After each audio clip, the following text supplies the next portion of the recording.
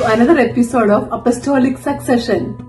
Today we are going to hear about the 39th Pope St. Anastasius I.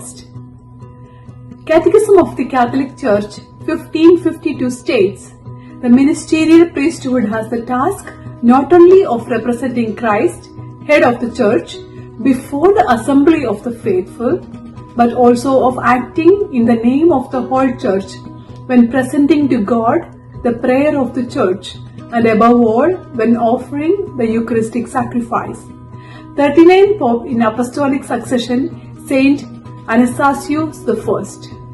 Though he only served for a little over 2 years, his legacy lives on as a canonized saint of the Roman Catholic Church.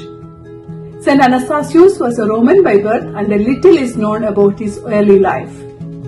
Some interesting facts about him. On November 27, 399, the papal conclave elected St. Anastasius I as pontiff. He succeeded Pope Siricius. Pope St. Anastasius I's papacy entered on December 19, 401 with his death. Since St. Anastasius I served as the Bishop of Rome early in the Church history, strict celibacy rules had yet to be enacted, and he had a recognized child.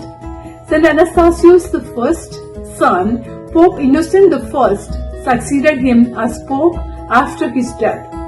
St. Anastasius I is one of the very few, or perhaps only, popes whose sons succeeded him. Some of his contributions. Pope Anastasius I was among the earliest to condemn the works of Origen.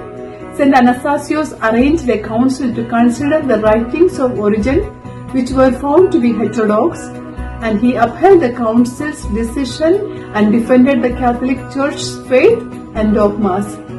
He also urged the Church in North Africa to continue its struggle against Donatism, the schism that argued that clergy must be faultless in their ministry.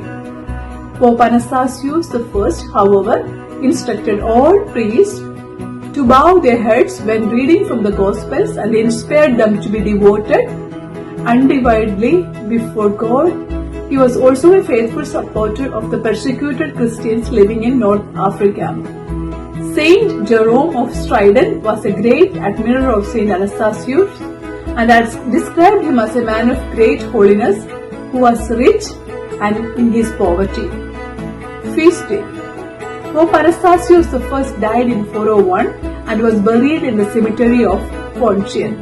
Pope Anastasius I is a saint of Roman Catholic Church, and his feast day is December 19. That's all for today. Thank you all for listening, and stay tuned to the next episode. Please like, subscribe and share the word to everyone around you. For Christ and for the Church, God bless.